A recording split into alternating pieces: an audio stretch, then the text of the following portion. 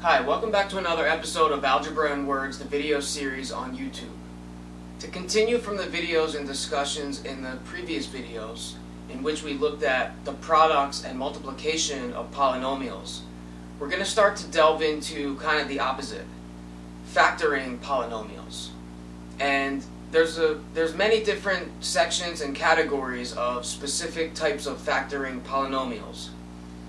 What I'm going to try to prepare you for throughout this video and the next few videos is to prepare you for a situation where, whether on a test or in homework, where you're given random polynomials and it would be up to you to identify them and properly factor them, and then in most cases ultimately solve them for x or whatever variable is being used.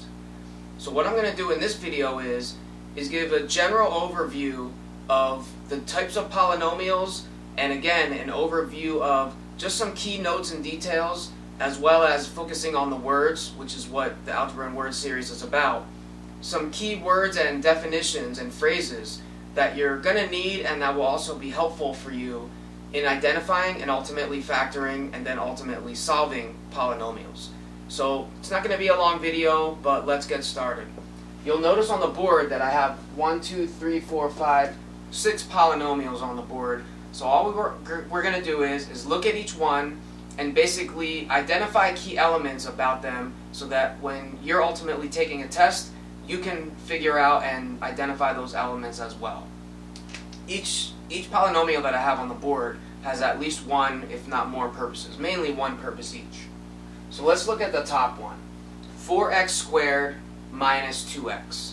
And this is a binomial, but the main key to this polynomial is to remind you to always look for greatest common factors for every polynomial that you'll ever do. So in this case, the greatest common factor would be 2x. And when you find and locate a greatest common factor, factor that out, write it to the left, and then write in parentheses whatever's left over. So the greatest common factor of these two terms would be 2x, so we're going to factor that out as 2x, and that's going to result in parentheses, 2x minus 1. So again, the key to the top one is to remind you always to look for a greatest common factor in every polynomial. Sometimes they'll be there, sometimes they won't. Sometimes they're sort of snuck in there so that they are meant to try to trick you, but you should always be checking that as a first step all the time. Alright, let's look at the next one. The next one is also a binomial, and what can we tell about that? Well, mainly what you need to know for this is it's called the difference of two squares. It's one special case polynomial, which I'll make a video of just factoring the 3 special cases, which I have some of on the board. And this one I want you to know as the difference of two squares.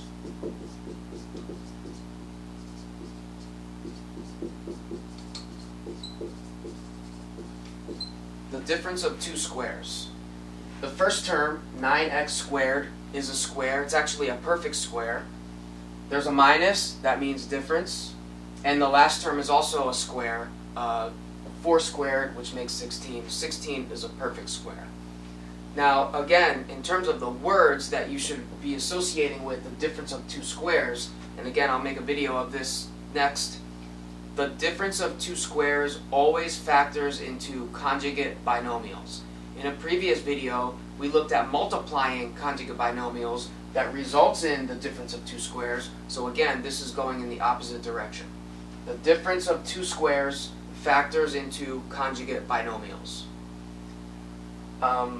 And again, the point of this video is not necessarily solving, but giving an overview of identifying what they are.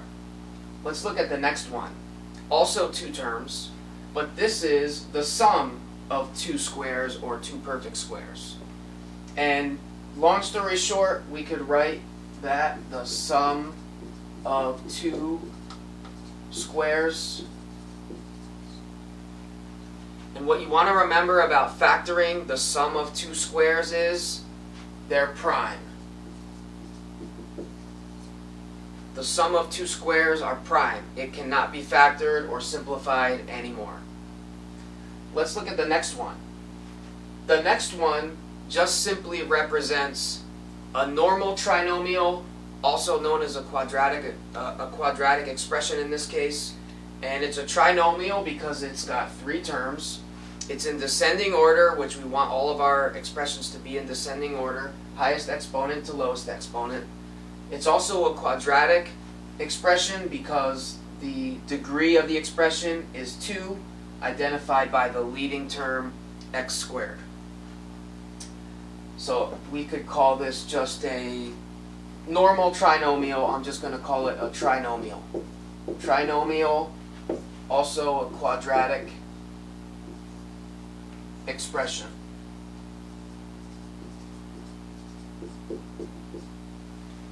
And to factor a trinomial, if it's factorable, sometimes it is, sometimes it's prime. This one happens to be factorable, and I'll be making a video dedicated just specifically on how to factor trinomials. And there's two methods to do that. One method is basically called the trial and error method. The other method is called the AC grouping method. Both of those methods I'll show in other videos. Now, looking down to the next one, this is also a trinomial, but it's a specific type of trinomial. This one is known as a perfect square trinomial. Perfect square trinomial. It happens to be a quadratic as well because, again, the leading term is defined by x squared and the degree of the expression is 2. So it's a quadratic. But mainly, why is it a perfect square trinomial? Again, I'll go over this in other videos, but since we're looking at it, what makes a perfect square trinomial? That's when the coefficient a is a perfect square, which 9 is. The coefficient, or I should say the constant, the c term at the end is a perfect square, which 4 is. And the middle term is the result of the square root of a, which in this case would be 3, the square root of c, which in this case would be 2. So 3 times 2, then also times 2 again, would make the middle term. So 3 times 2 is 6, times 2 again makes 12. And by that criteria, all three of those criteria, that's what defines this as a perfect square trinomial. And that's significant because a perfect square trinomial always factors into a binomial squared. In the previous video, I showed you how to multiply a binomial squared, and I showed you how we result in a perfect square trinomial.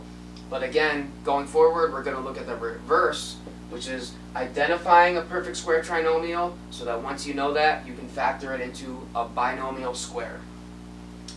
And then the next one is, basically, it's just a 4-term polynomial. And the reason why I have this one listed is because, and I'm going to write 4-term polynomial, is because when you're given a 4-term polynomial, once you identify that and you have to factor it, your brain should automatically think to factor by grouping. And again, I'll dedicate a video just specifically to the factoring by grouping method. Now there's 2 that I didn't list yet, so let me pause the video and just list 2 more. Okay, I wrote 2 more polynomial expressions below because I wanted to make sure that we get a view of those as well. The one here is 8x cubed plus y cubed. And if we had to identify the type of polynomial that is, we would call that the sum of 2 cubes. Because 8x cubed is a cube, it's the cube of 2x, and y cubed is the cube of y. Between them is a plus, and so we have the sum of 2 cubes. More on that in a second. Then if we look at the bottom, we have a cubed minus 27. And again, or related at least, we would call this the difference of 2 cubes.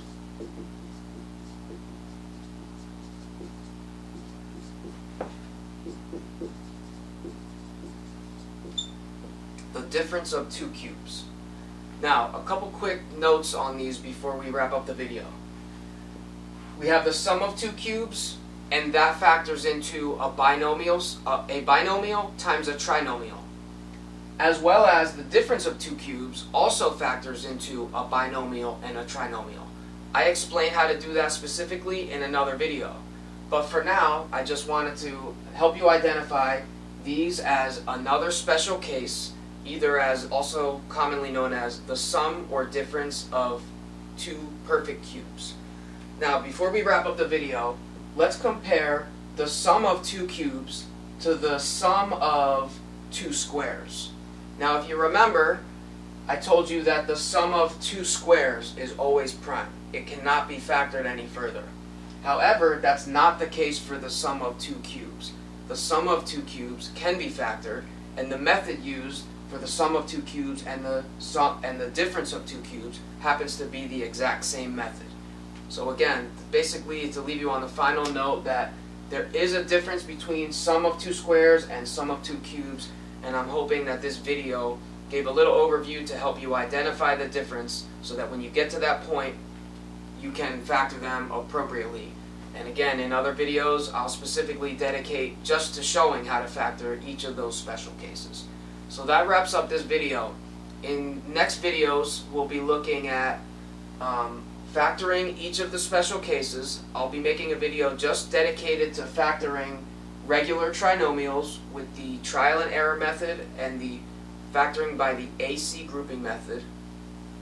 And I'll also be dedicating videos to showing how to identify and solve specific types of quadratic equations that come in different forms. So anyway, thanks for watching. If you found this video helpful, please give a thumbs up. Please share with a friend. Please leave any feedback in the comment section. Please subscribe to the channel. And also, please hit the little bell sign so that you can be alerted when new videos come out as soon as they're available. Also, be sure to check out other content on Facebook and Instagram. And I'll see you in the next video.